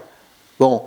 Et quand M. Ménard dit qu'il veut savoir combien il y a de musulmans dans sa ville, est-ce que ça vous donne envie de signer que vous êtes musulman ? Pas tellement, hein. Bon, parce que je vais quand même vous rappeler quelque chose, c'est que sous Vichy, il y a eu 1/4 de la population juive de France qui est partie et qui a été exterminée.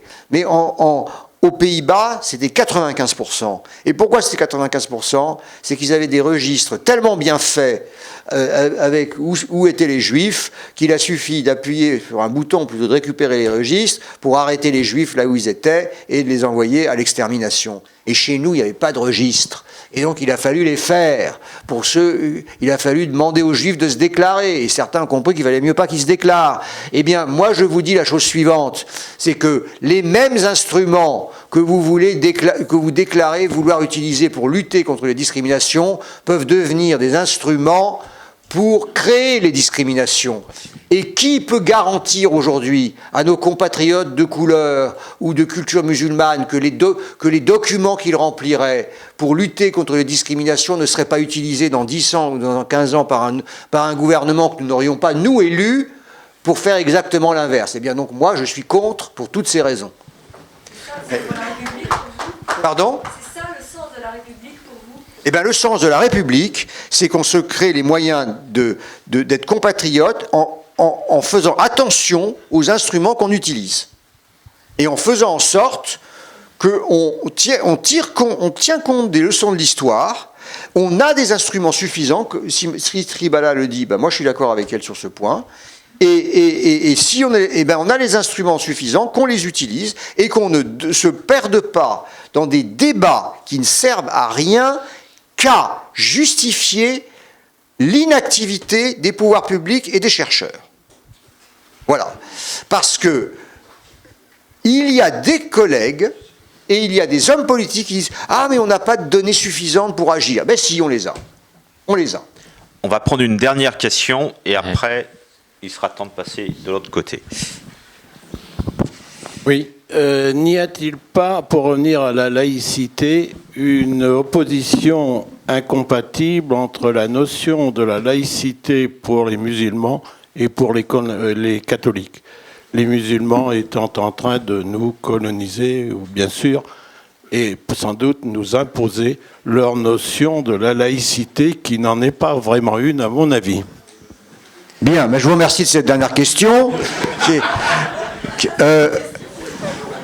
Et je vais essayer d'y répondre. Alors, je vais d'abord commencer par nous faire partir quelques minutes. Vous avez suivi le printemps arabe, comme moi, enfin comme on pouvait le suivre, et vous avez suivi ce qui passait en Égypte. Vous avez vu que le dernier président, disons, élu sans... le président élu sans pression, disons, de l'armée, avait été un frère musulman, qui a été élu à la courte majorité contre un autre dirigeant qui apparaissait comme un peu dans la lignée de Moubarak, et ce président frère musulman a cru qu'il avait un mandat pour appliquer une lecture frère musulmane de l'État égyptien. Et donc, moi, on m'a raconté que, par exemple, avant chaque intervention qu'il faisait, il faisait sa prière, Et les Égyptiens ont fini par en avoir ras-le-bol. Et se sont mobilisés par millions pour qu'il s'en aille. Alors, ils en ont eu un nouveau. Je ne suis pas sûr qu'ils soient maintenant satisfaits du nouveau. Bon. Mais disons que ce qui est intéressant, moi, c'est le moment de cette mobilisation où ils n'en pouvaient plus du président frère musulman, qui confondait la religion et l'État. Et donc, ce que moi, j'ai trouvé intéressant, c'est que même s'ils ne disent pas le mot laïcité, je vous rappelle qu'il y a 2 États qui utilisent ce mot, la Turquie et le Mexique. Nous avons exporté une partie de notre modèle. C'est intéressant que ce soit en Turquie aussi, et pas dans un État, je dirais, chrétien, ou de culture, ou de tradition chrétienne. Donc moi je crois qu'à votre question, il faut d'abord constater qu'il y a dans beaucoup d'États qui peuvent se référer à l'islam, comme l'Égypte ou la Turquie, il y a l'idée d'une distinction entre la sphère politique et la sphère religieuse. Ça, c'est un fait. Il y a d'autres États où ça n'est pas le cas. L'Arabie Saoudite, ça n'est pas le cas. Enfin, en tout cas, c'est moins le cas. C'est moins le cas. Mais même au Maroc, où le roi est le commandeur des croyants, bon, il y a quand même une distinction. Enfin, bon, en tout cas, il y a différents modèles d'organisation des relations entre le politique et l'islam. La deuxième chose que je voudrais dire, c'est que nous n'avons pas affaire à l'islam, nous avons affaire à des musulmans, à des compatriotes qui ont des degrés de relation à une foi ou à une culture qui varient et qui est extrêmement différent selon chacun d'entre eux. Et la seule chose que nous devons faire, que nous pouvons faire, c'est en tout cas de leur permettre, si vous êtes vraiment un laïc, comme j'ai l'impression que vous l'êtes, non? Si vous n'êtes pas attaché à la laïcité française? Je suis un catholique. Vous n'êtes pas... Bien. Moi, je suis attaché à la laïcité française.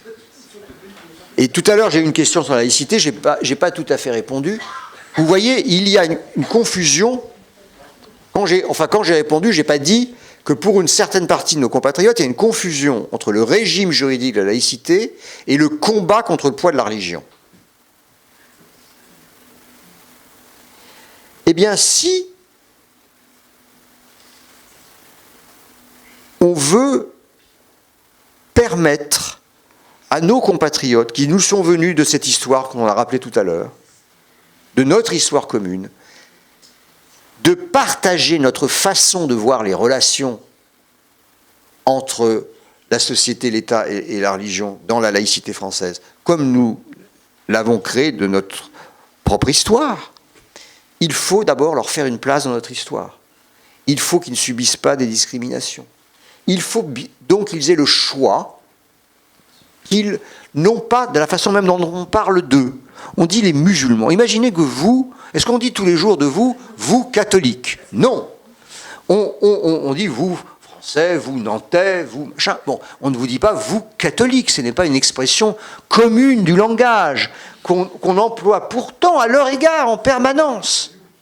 Et je trouve qu'il faut commencer déjà par changer notre façon de parler. Si l'on veut parler de ses compatriotes comme en voulant les désigner, on peut dire Français d'Afrique du Nord, parce qu'au moins comme il peut y avoir des Français de Bretagne ou des Français de Marseille, mais pas par la religion qui les affecte à une foi, alors qu'ils peuvent être aussi athées et qu'ils peuvent être agnostiques.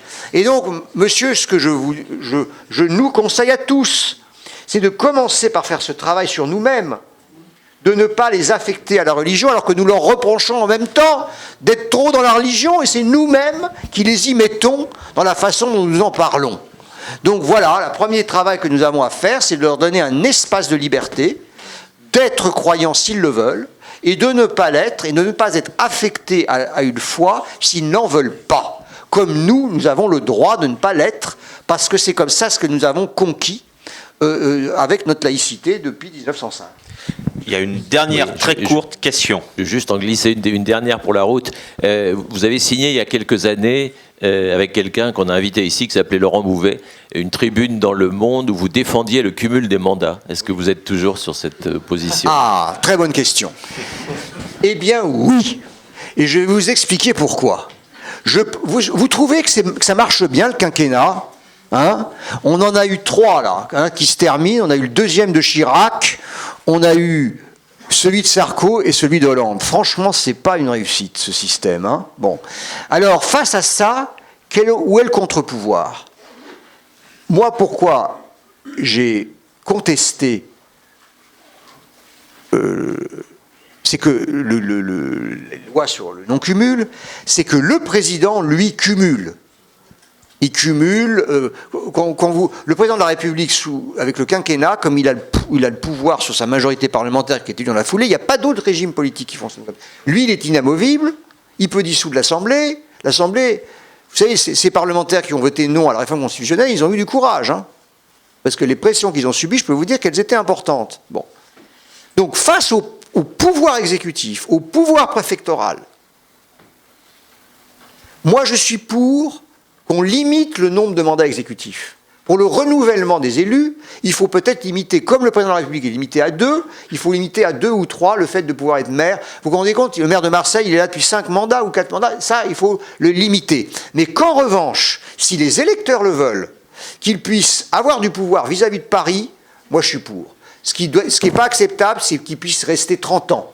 Mais que le temps qu'ils sont au pouvoir, ils aient vraiment une possibilité d'avoir du pouvoir par rapport au préfet, sinon diviser entre le député, le maire, le conseiller général, etc. Oui, je maintiens ma position que tant qu'on a ce régime de la 5e mal aménagé, il faut un pouvoir local qui soit fort. Voilà. Bien, merci à Patrick Weil. Donc son ouvrage est disponible juste à la sortie de la salle et lui-même sera disponible pour discuter et signer.